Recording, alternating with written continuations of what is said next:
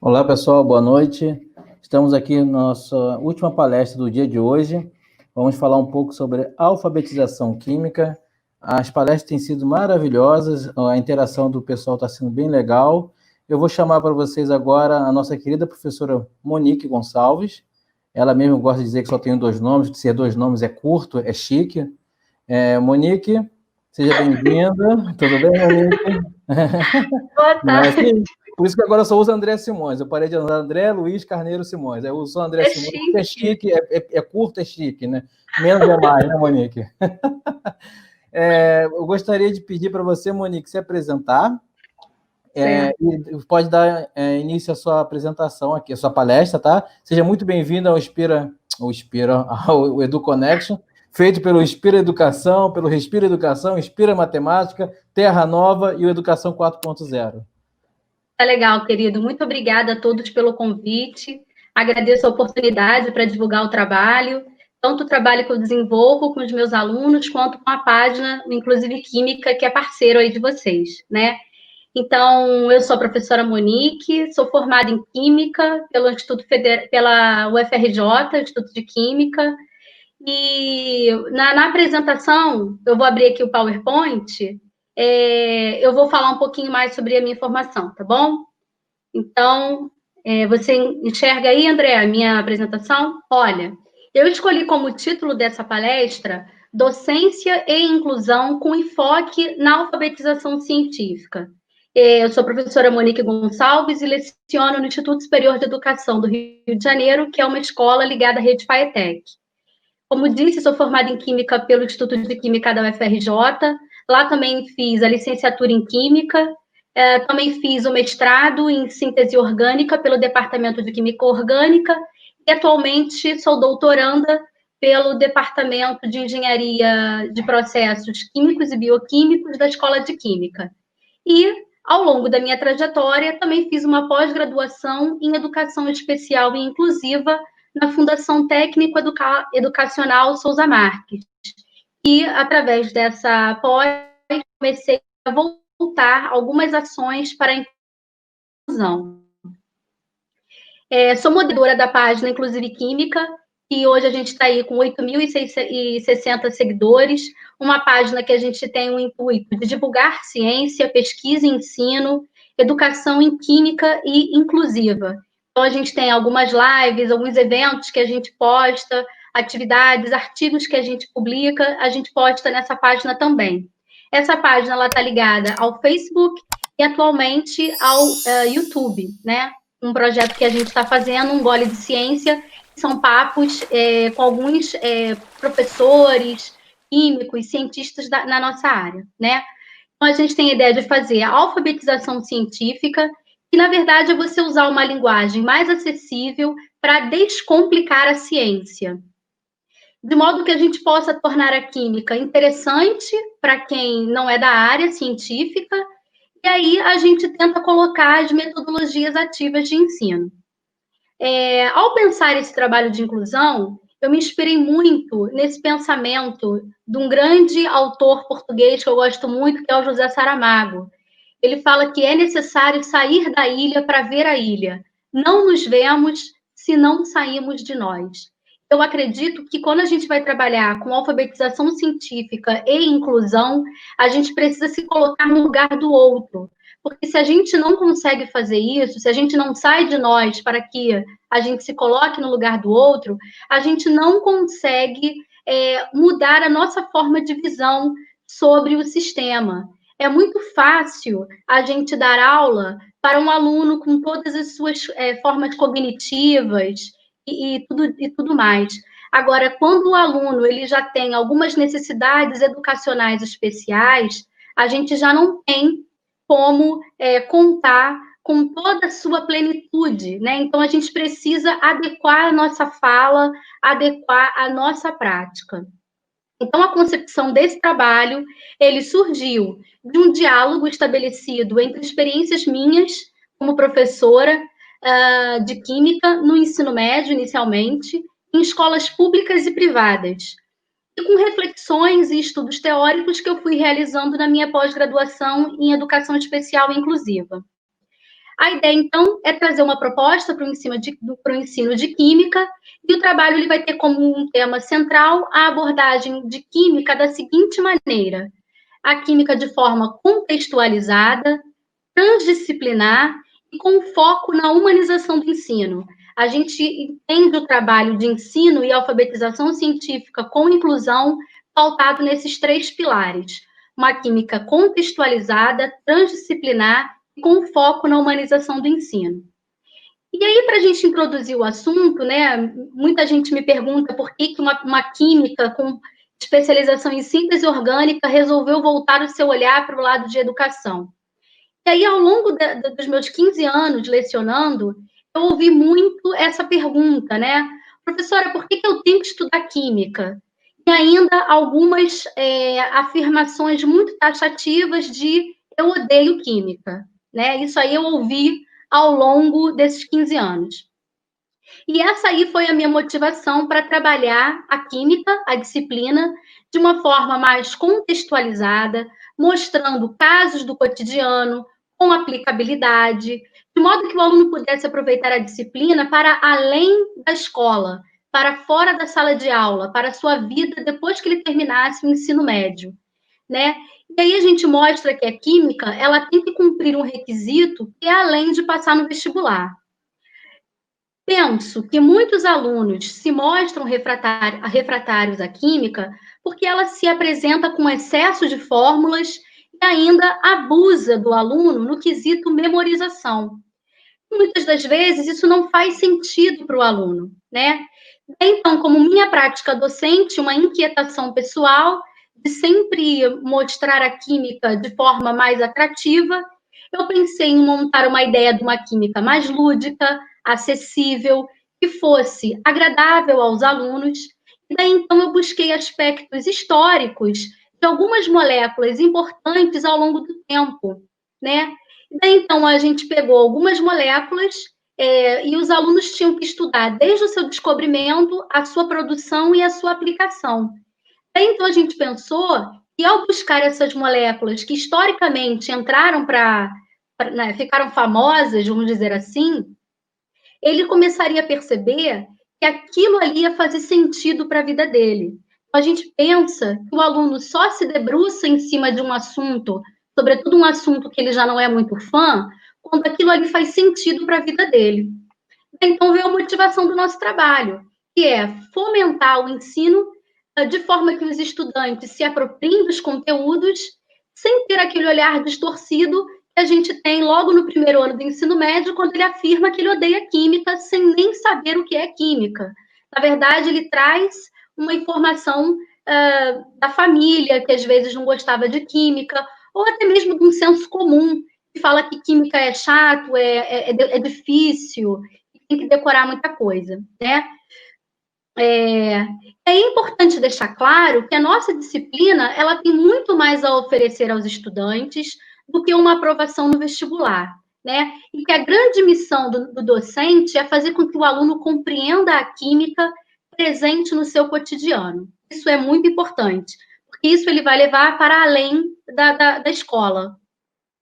E a gente pode pensar e mostrar para o aluno o que é que tem química e a importância dessa disciplina no nosso cotidiano, como a questão dos cosméticos e higiene pessoal, está repleto de química, o tingimento das roupas. Historicamente, quando a gente pensa na Idade Média, apenas 2 grupos andavam coloridos, que era o clero e a nobreza. Com o passar dos anos, os químicos conseguiram popularizar essa questão dos corantes sintéticos, de forma que eles conseguiam baratear o processo. E hoje em dia, as pessoas andam coloridas nas ruas e elas não necessariamente têm um alto poder aquisitivo. Então, a história das cores, dos corantes sintéticos, também é muito importante para a gente elucidar a química no cotidiano. A questão dos combustíveis, gasolina, etanol, diesel, o GNV. Então, a gente tem uma série de combustíveis aí no nosso cotidiano, que mostra para o aluno que isso move o dia a dia dele. O próprio solado do sapato, do tênis, que é emborrachado, que é um material polimérico, também tem química. A alimentação industrializada, com conservantes, corantes, aditivos químicos, a gente tem uma grande indústria química por trás de tudo isso. Os refrigerantes, né, que está aí dentro da indústria alimentícia, que eu costumo dizer que eles são ótimos como produtos e materiais de limpeza, porque eles removem manchas, soltam parafusos oxidados, dão brilhos a metais e peças cromadas. Refrigerante é bom para tudo isso, exceto para a gente beber. Ele faz um grande mal para o nosso organismo. E daí a gente pode pensar o seguinte, né? Por que não pode ser prazeroso o ato de aprender? Né? O que acontece dentro da escola que as crianças chegam nos anos iniciais super desejosos de aprender, com uma vontade enorme de fazer perguntas, e aí o tempo vai passando e ele chega para nós na adolescência com uma apatia muito grande. Né? O que acontece no decorrer da vida escolar até chegar ao ensino médio? Por que essa desmotivação? Então, a gente pensou, como mais uma ideia para o trabalho de pesquisa do nosso grupo aqui, a humanização do ensino, que é uma proposta de ensino humanizado que traz ao professor a responsabilidade de iniciar os conteúdos com aquilo que o aluno traz, a partir daquilo que o discente traz para ele. E aí, essa ideia, quem implementou foi o nosso mestre Paulo Freire. Ele é um dos primeiros que fala que a gente tem que trabalhar com aquilo que o aluno traz, porque aquilo que ele traz de sabedoria da sua casa, da sua própria formação, faz sentido para ele. Então, os nossos trabalhos são pautados nas perguntas que os alunos nos trazem. Então, a gente pode ter como ideia a química na cozinha, com o preparo de um bolo, por que a gente usa o fermento, ou então o reparo de um carro, né? Muitos meninos sabem o que é um catalisador lá no combustível. Então, vamos explorar a partir daquilo que ele traz, do conhecimento das suas famílias, né? A gente acredita que as práticas humanizadoras, elas colaboram para um processo de aprendizagem mais efetivo. Por quê? Porque essas práticas, desde a recepção e o acolhimento dos alunos, ações motivadoras, os próprios projetos transdisciplinares que a gente pode comunicar com outras disciplinas, né? Fazer avaliações dessa forma, projetos temáticos, construção do conhecimento, tudo isso vai fazer com que o aluno possa explorar os seus saberes, aquilo que ele já traz para a escola. E dentro ainda da humanização do ensino, há uma gama de questões relevantes nessa área da educação e a gente pensou na ideia do trabalho colaborativo, trabalhos em grupos, né? Então, a nossa estratégia é indicar a aplicação do conteúdo de sala de aula, né? Ligado ao cotidiano dos alunos, para, assim, então, buscar aproximar esses estudantes de uma ciência tão temida, né, que é a química. E aí a gente finaliza mostrando como que os conteúdos e os conceitos referentes à disciplina de química fazem parte das nossas vidas. E o aluno vai entender o motivo e a importância de estudar química, né? Então, a gente trabalha a ideia de alfabetizar cientificamente e o letramento científico. Na literatura, existem algumas divergências sobre esses dois termos, mas eu sigo o professor Chassot, é um professor há mais de 50 anos na área do ensino de química, e ele usou esses dois termos como sinônimos, alfabetizar cientificamente e o letramento científico. Segundo Chassot, um conjunto de conhecimentos que facilitam os homens e mulheres para uma leitura do mundo onde vivem é uma alfabetização científica. Segundo Fouriot e grupo, são as possibilidades de que a grande maioria da população disponha de conhecimentos científicos e tecnológicos necessários para se desenvolver na vida diária, ajudar a resolver os problemas e as necessidades de saúde e sobrevivência básica, tornar consciência ou tomar consciência das complexas relações entre a ciência e a sociedade. Então, tudo isso é alfabetizar cientificamente. E no mundo que a gente vive, está cercado por fake news, um indivíduo que seja alfabetizado cientificamente, ele não vai acreditar em qualquer bobagem que apareça num grupo de WhatsApp da família, num novo medicamento que diz que é milagroso e que vai curar o mal, né? Então, tudo isso a gente consegue, ao alfabetizar uma população cientificamente, ela vai ficar mais esperta para não cair nessas encruzilhadas que a gente tem sido aí abordado na nossa sociedade, no mundo contemporâneo, vamos colocar assim. Ainda por esses dois autores, Coblin e Altherr, alfabetizar cientificamente caracteriza-se por uma via da aprendizagem em aulas de ciências, em que o aprendizado se dá por meio da aquisição de uma nova cultura, no caso, a cultura científica, considerando os conhecimentos já estabelecidos na cultura do cotidiano do aluno. Então, na verdade, ele vai atrelar aquilo que ele sabe com a ciência. Então, pensando em como tornar a disciplina acessível também para os alunos com necessidades educacionais especiais, dentro de uma perspectiva de inclusão, a gente estabeleceu uma proposta do trabalho colaborativo. Eu vou mostrar aqui o primeiro trabalho, que foi a criação dos modelos tridimensionais usando materiais de baixo custo como recurso de ensino.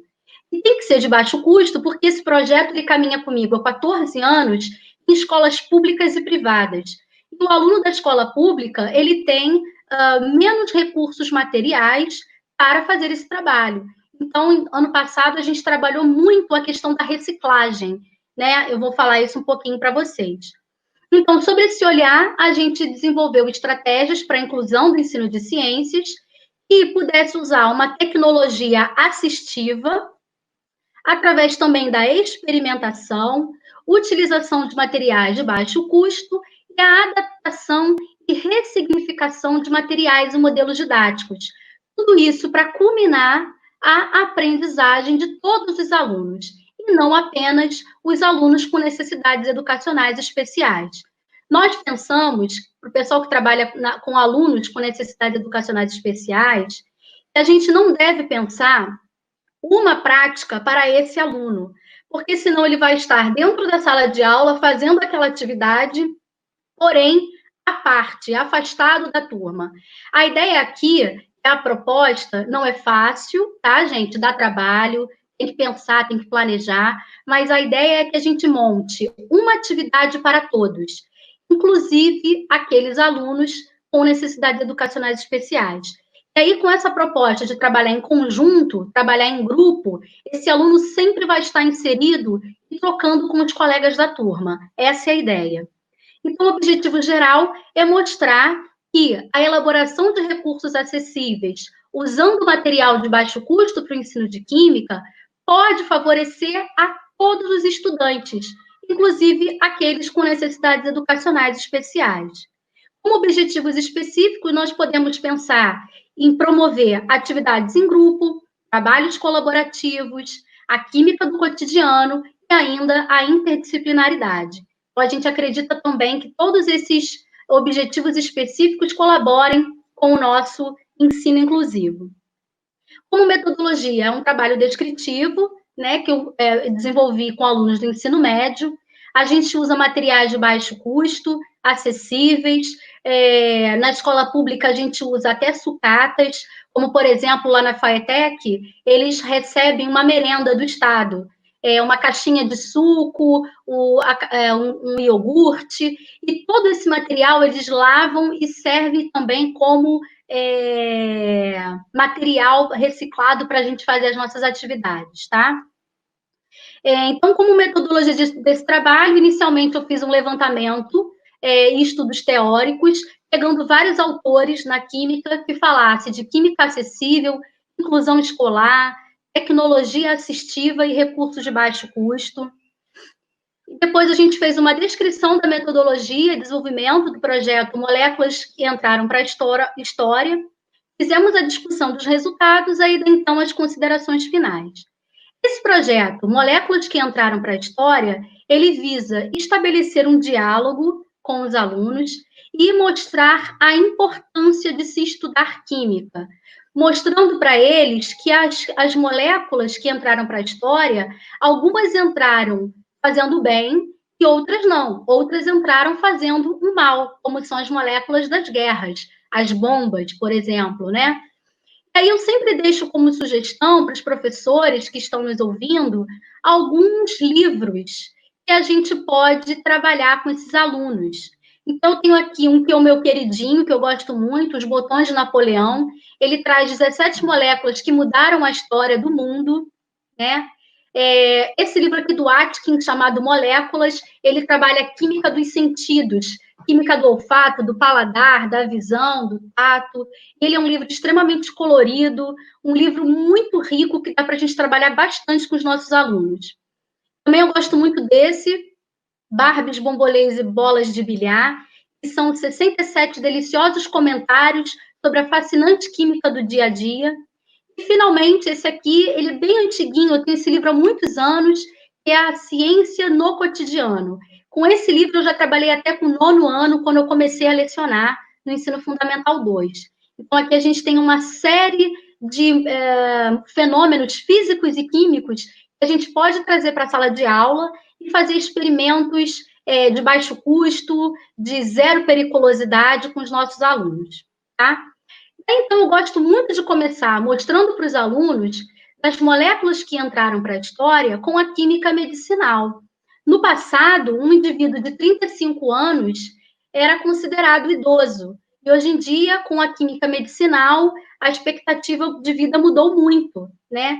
E uma delas que entrou para a história já tem mais de 100 anos é a aspirina, que é a molécula do ácido acetilsalicílico. Então, essa molécula aí foi uma molécula que literalmente entrou para a história. É bom falar para eles, né, o viver sem dor. Hoje em dia, a gente sente uma dor, tem remédio para qualquer coisa, né? No passado não era assim. Os indivíduos sentiam muito mais dor. E como que a química melhorou a nossa expectativa de vida e o nosso viver, né? Porque a gente hoje pode escolher viver sem dor, né? Temos também, dentro das moléculas que entraram para a história, os materiais poliméricos, né? E hoje a gente está rodeado de materiais poliméricos. Então, a gente tem aí o polipropileno da caneta Bic, o polistireno do isopor, o teflon das panelas antiaderentes, as borrachas sintéticas, as tintas, materiais dos semáforos, tudo isso aí é polímero. Dentro da história dos polímeros, a gente tem a meia nylon, que foi descoberta ao acaso por esse químico aqui, né? O Wallace, que trabalhava na DuPont, lá nos Estados Unidos. Ele trabalhava no setor de polimerização da fábrica e não estava a fim de desenvolver um novo produto, ele estava a fim apenas de descobrir como que as ligações químicas se comportam numa nova substância, e daí então ele foi agraciado com o nylon. E a DuPont ganhou milhões de dólares com esse invento do Wallace Rum. Então, a gente pode falar da química no nosso cotidiano com os problemas oriundos do desenvolvimento tecnológico, que são as armas químicas, né? Baseadas aí na toxicidade das substâncias químicas. Então, nós temos o gás cloro, que foi usado durante a Primeira Guerra Mundial. Ainda durante a Primeira Guerra Mundial, nós podemos citar o gás mostarda, que deixavam essas bolhas imensas na pele das pessoas, né, dos soldados. E ainda o gás fosgênio, extremamente tóxico. E é interessante mostrar que nessas imagens, todos eles já estão com a máscara, né, até os animais, para que não se contaminassem com a bomba de guerra que eles estavam lançando no inimigo.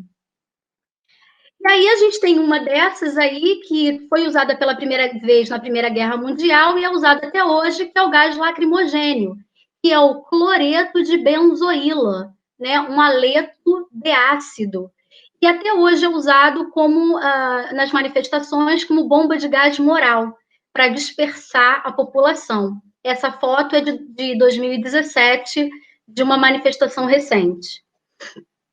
E aí os alunos começam a pesquisar e trazer para a gente essas imagens de um soldado que foi vítima de ataque de gás mostarda. aqui um grupo de soldados japoneses na Batalha de Xangai. Eles começam a fazer uma pesquisa de imagens para a gente enriquecer o trabalho. Isso que eu acho interessante quando a gente trabalha em grupos, é que os alunos nos trazem informações e a gente troca, a gente começa a aprender e a enriquecer o nosso material com aquilo que eles nos trazem. Seguindo aí as armas de guerra, a gente tem, já na Segunda Guerra Mundial, as armas nucleares. Essa primeira imagem é um ataque nuclear em Nagasaki, com 18 quilômetros acima do solo, a gente vendo essa explosão. E testes nucleares em abril de 53, lá em Nevada. Também é uma imagem que impactou muito lá na década de 60. Com relação a problemas oriundos do desenvolvimento tecnológico, a gente pode citar também o agente laranja, que é uma mistura de dois herbicidas, o 2,4-D e o 2,4,5-T, que foi usado como desfoliante pelo Exército dos Estados Unidos durante a Guerra do Vietnã. A foto ao lado mostra os aviões que espalhavam esse material, e daí onde os vietnamitas estavam escondidos, eles conseguiam ver e abatiam o inimigo, vamos colocar assim, né? Esses dois compostos, né, hoje eles são usados como agrotóxicos, só que hoje em dia tem um nome bonito. Hoje em dia a gente chama de defensivos agrícolas, mas é um nome bonito para chamar um veneno, né? São essas duas moléculas que eu descrevi aí. A figura mostra um helicóptero espalhando o agente laranja nessa região do Delta em 1969. Com relação aos problemas ainda oriundos do desenvolvimento tecnológico e esses herbicidas, por questões de negligência durante a Guerra do Vietnã, eles foram produzidos de maneira inadequada quanto à purificação. E aí formou uma quantidade muito grande de dioxina, que é essa molécula descrita aqui em cima, que é uma molécula extremamente cancerígena. Ela foi usada em 2004, gente, 2004 é ontem, em termos de avanço tecnológico, né? Foi usada como uma arma de guerra contra o candidato à presidência na Ucrânia, né? Colocaram esse pozinho de dioxina numa carta para ele, ele teve a face desfigurada, hoje em dia ele está assim, mas ele quase morreu, porque ele ficou com uma quantidade 6.000 vezes acima do normal do que poderia uma pessoa viver com essa substância, com a dioxina. Então, a gente consegue mostrar para o aluno que nem todas as moléculas da química vieram como os fármacos ou como os materiais poliméricos para a gente poder hoje ter uma série de materiais. Mas a química, ela também foi usada e é até hoje no cenário bélico. Então, a química, ela não é só aquela que traz um bom viver para todos, não é. E a gente precisa mostrar que a química, ela não é neutra dentro desse cenário, né? O desenvolvimento tecnológico pode trazer ainda poluição do ar, se não for bem tratado. Ele gera resíduos perigosos no solo. Então, a gente tem essas cenas aí que foram denúncias de algumas empresas que não faziam descarte adequado dos seus insumos químicos. Algumas, então, jogavam isso na água, fazendo a poluição das águas. Essa reportagem é de 2012, num município aqui do lado, Duque de Caxias, né, de 3 empresas que foram multadas porque elas jogavam seus resíduos nos rios. E houve uma denúncia da população local, e aí a imprensa foi lá, a mídia fez um barulho, e aí eles foram e tiveram que pagar uma grana por estarem aí sujando o meio ambiente. Temos ainda também, como falei, né, a poluição do solo por materiais radioativos, aterros sanitários, os lixões. Eu acho que tudo isso a gente consegue mostrar química e a importância de se estudar química com os alunos, né? E daí, atualmente, a gente pode falar de alfabetização científica durante a quarentena. Uma amiga minha me ligou nessa quarentena dizendo que, ao limpar o banheiro, ela desmaiou, porque ela começou a misturar algumas coisas que não devia, né? E aí a gente pode conversar com os alunos sobre a importância do álcool 70% para a questão do coronavírus, e por que não o álcool 96%, a diferença das concentrações, graus GL, que é Gay-Lussac, e INPM, do Instituto Nacional de Pesos e Medidas, e ainda as misturas dos processos de produtos de limpeza. Então, a gente pode falar que o álcool etílico ele tem que ser usado a 70 graus e não a 96, porque quando você coloca um pouco mais de água, você vai fazer com que esse álcool evapore menos e a água vai conseguir fazer uma quebra da parede celular, que é uma parede rígida do vírus. A gente precisa dessa hidrólise, né? A gente precisa de ter uma quantidade de água para quebrar essa parede do vírus, né? É uma explicação. E aí é um assunto que a gente pode usar hoje em sala de aula com os alunos. A questão das concentrações, geralmente a gente trabalha em soluções com os nossos alunos de química, lá no segundo ano. E aí, hoje em dia, a gente vai no mercado e não sabe qual concentração a gente deve usar. Então, aqui, só para a gente ter uma atenção nos rótulos, eu coloquei, ó, quando você encontrar lá no rótulo 92,8 graus INPM, significa 95 graus Gay-Lussac. O que a gente precisa para matar o vírus, que está todo mundo usando, né, é esse aqui, olha, 70 graus Gay-Lussac ou 62,4 graus INPM. É importante a gente saber, porque dependendo do fabricante, ele vai usar uma ou outra unidade de medida. E a gente precisa estar esperto para não comprar esse aqui de baixo, que não vai fazer nenhum efeito para fins de matar o coronavírus, né? Por que a gente não deve misturar as coisas, né, na limpeza? Tem muita gente usando água sanitária para fazer a limpeza com produtos amoniacais, né? Pinho-sol, por exemplo, que tem lá amônia. A união, a mistura desses dois reagentes vai dar uma coisa muito tóxica, que é o tricloroamina. E ela, quando inalada, ela pode causar queimaduras nas mucosas, no trato respiratório, inclusive pode matar por asfixia, dependendo da concentração. Tem gente que está misturando com vinagre, e aí forma gás cloro, que também é um gás que dá irritação na pele, nos olhos, dor de cabeça, pode também levar à sensação de sufocamento. Algumas pessoas ainda estavam misturando a água sanitária com álcool, que forma o clorofórmio, que é extremamente tóxico, né? Ele é um organoclorado e ele se fixa nos nossos tecidos gordurosos do nosso corpo. Ele não sai mais. E só para a gente entender um pouquinho da história do clorofórmio, né? O triclorometano, ele foi usado no início do século XIX na Inglaterra em festinhas, onde as pessoas cheiravam isso até cair, até ficarem embriagadas. Somente em 1847, um médico da família real britânica, ele começou a usar para fins cirúrgicos, para deixar as pessoas anestesiadas, e atualmente a gente não usa mais porque sabe que ele é muito tóxico. Ele pode causar uma série de problemas respiratórios, e também ele atua no sistema nervoso central. Então, é extremamente perigoso o uso de organoclorados nos humanos, né?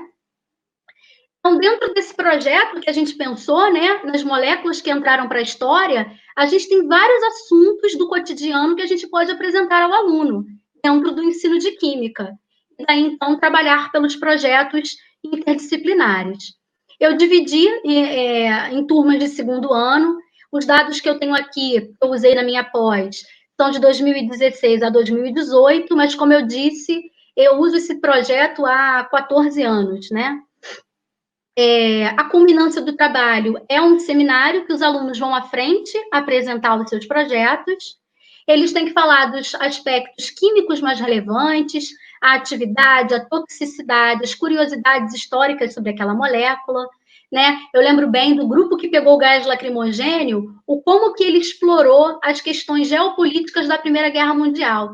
E é interessante porque a gente consegue atrair os alunos de humanas, os alunos que gostam de história, os alunos que gostam de geografia, eles conseguem aplicar o conhecimento deles em outras disciplinas na química.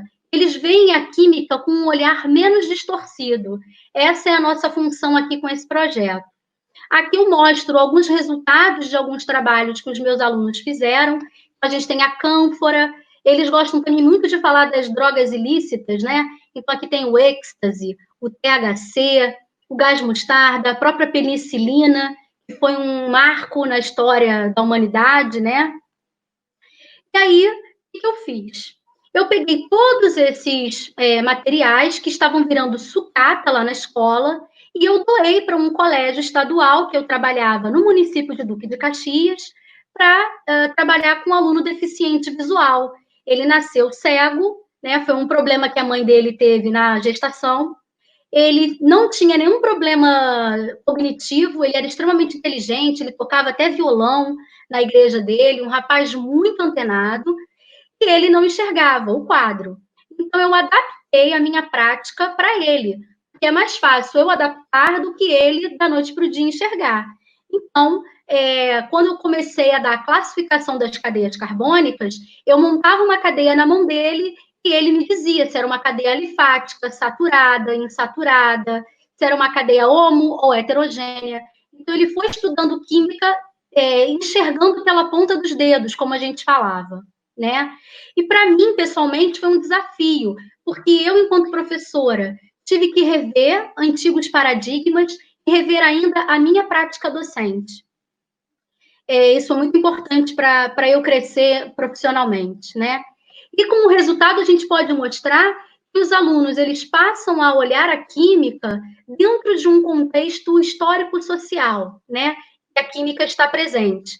E aí a gente tem como mostrar os aspectos positivos da disciplina, como a química medicinal, a química dos fármacos, a ciência dos materiais, como, por exemplo, hoje a gente tem cirurgias com próteses, né? A gente tem toda uma ciência, uma química dos materiais por trás, e ainda a parte não legal da química, com as moléculas de guerra, as bombas e as armas de guerra, que é o lado obscuro da química, né?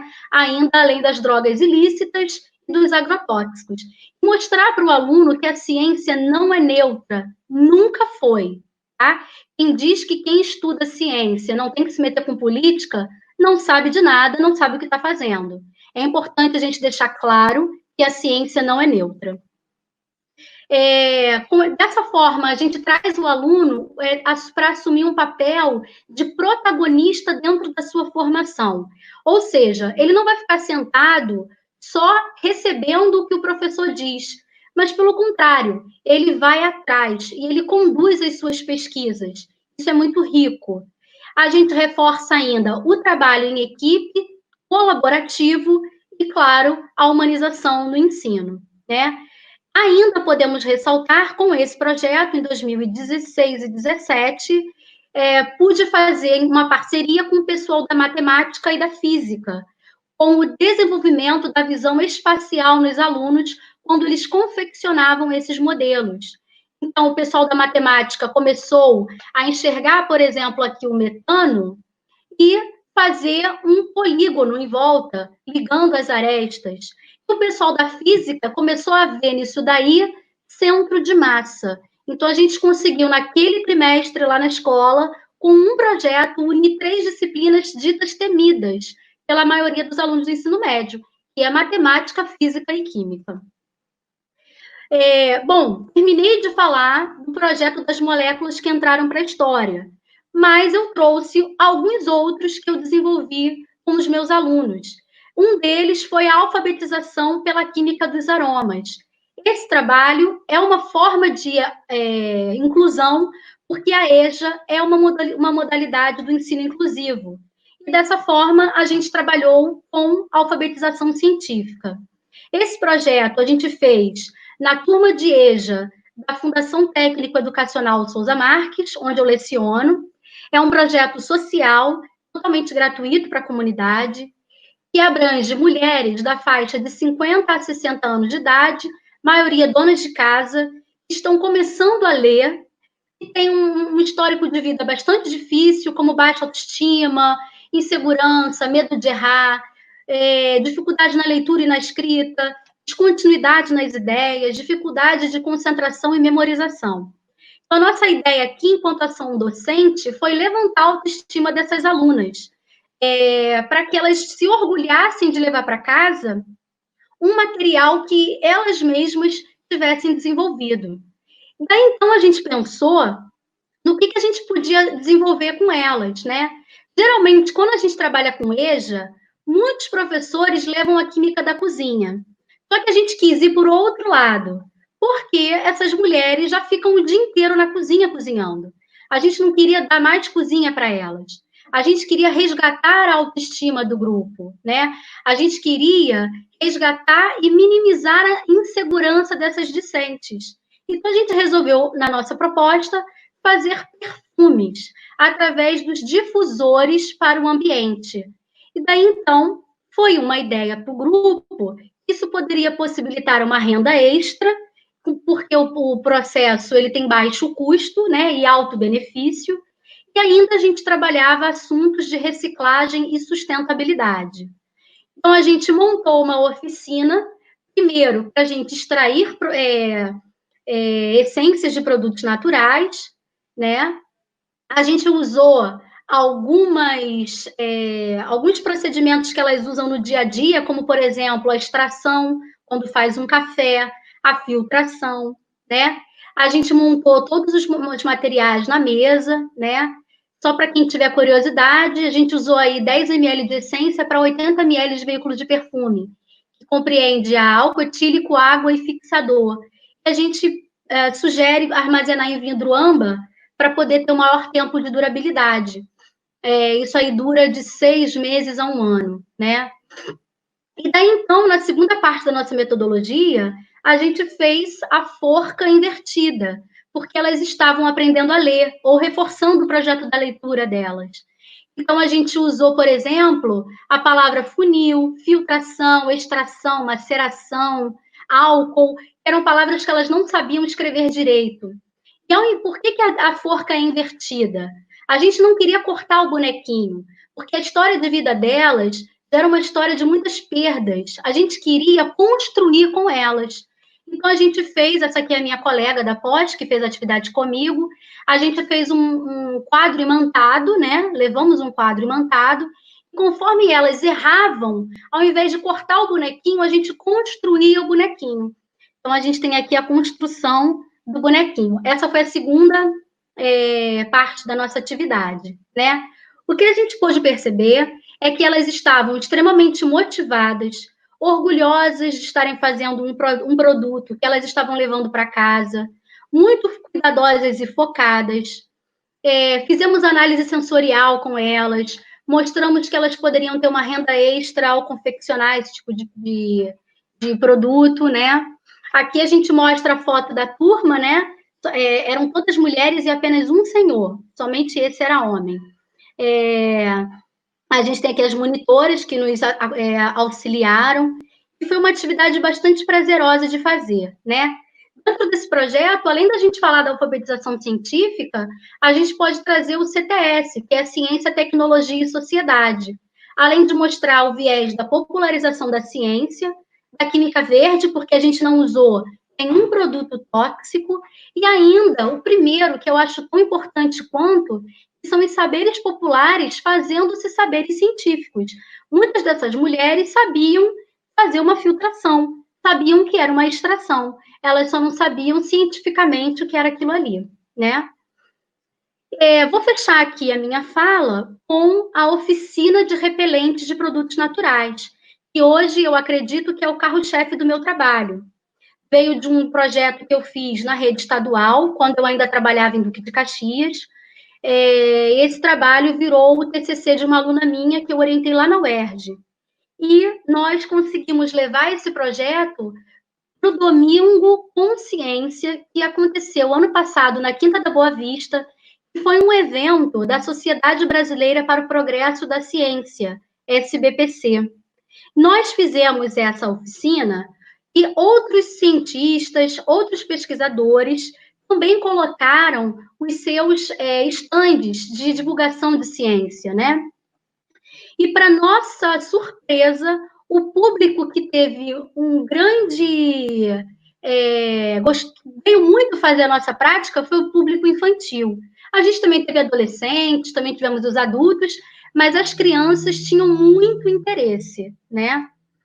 Desde os menorzinhos, né? Fazendo a análise sensorial e olfativa. Essa menina era uma graça.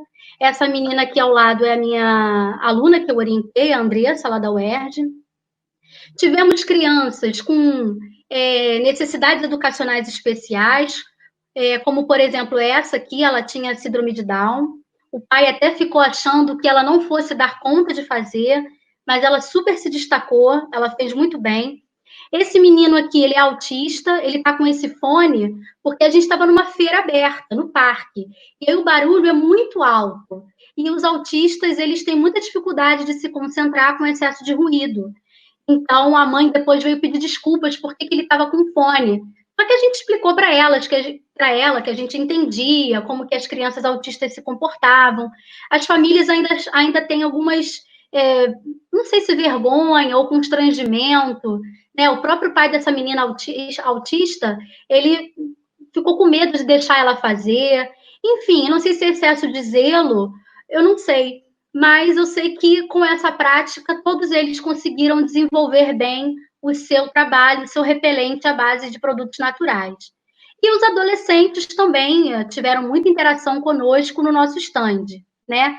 Esse último grupo aqui já é um grupo de adultos, eles já estavam no ensino superior, lá no Cefet, tá? Esse projeto a gente apresentou na SBQ Rio, em 2017, que aconteceu lá na PUC. Aqui a gente tem fotos dos alunos lá no CIEP, né? Minha aluna também levou para o encontro que teve de Química lá no Acre, o ENEC. Também trabalhamos alfabetização científica, só que agora com a perspectiva do chá de boldo. Também foi um projeto que a gente fez lá. Esse trabalho já saiu em artigo, está muito bacana. Ela também apresentou em Canoas, no Rio Grande do Sul, no evento de química, do ensino de química chamado EDEC. Também foi bastante interessante. A gente trabalhou essa ideia dos saberes populares, fazendo-se saberes científicos. Daí eu concluo aqui a minha fala, voltando às considerações finais desse projeto inclusivo. A ideia é a gente trabalhar em equipe, com uma ideia de um trabalho colaborativo e tendo sempre o foco na humanização do ensino, né? A gente acredita que a partir dessas experiências vivenciadas e dos estudos teóricos, a gente tornou possível difundir a possibilidade de práticas que envolvessem recursos e estratégias que serviam para todos. Ou seja, a gente não pensou numa atividade para um aluno, a gente pensou em uma atividade e todos eles fizeram uso dessa atividade. Ou seja, foi dentro de uma perspectiva de inclusão de fato. Eu vou concluir com as seguintes indagações, né? Que tipo de aluno nós queremos? Quem que nós estamos formando? Como atrair a visão daquele aluno que se coloca sempre tão distante da nossa disciplina, que já chega no primeiro ano dizendo que odeia química, sem nem saber o que é química? Estratégias em conjunto, os docentes do ensino médio, eles podem tomar para atrair os olhares desses alunos. O que nós esperamos que esse aluno desempenhe após o ensino médio, após a conclusão da educação básica, né? Porque dentro dos PCNs, do ensino de química, diz que a química precisa dar autonomia e fazer um cidadão crítico. Será que estamos cumprindo isso? Então, esse slide é para nós, professores, podermos refletir sobre a nossa prática. Será que nós estamos robotizando os nossos alunos, fazendo com que eles percam a sua criatividade, e por isso que eles chegam no ensino médio com tanto desânimo e cansaço? E o que a gente pode fazer para deixar aquele olhar atento e confiante das crianças que chegam na educação infantil, nas escolas, para que elas fiquem assim até o ensino médio? De que forma que a gente pode mostrar os outros espaços não formais de ensino? E ainda mostrar que há diversos saberes e que, se nós somarmos as forças, todos nós vamos ganhar. Muito obrigada pela atenção, pelo espaço. Quem puder, siga nossas páginas nas plataformas do Instagram, do Facebook e agora, uma semana de existência, o YouTube. Obrigada mais uma vez. Obrigado você, Monique. Que palestra maravilhosa. É bom a gente ter esses olhares diferentes sobre a disciplina de química, né?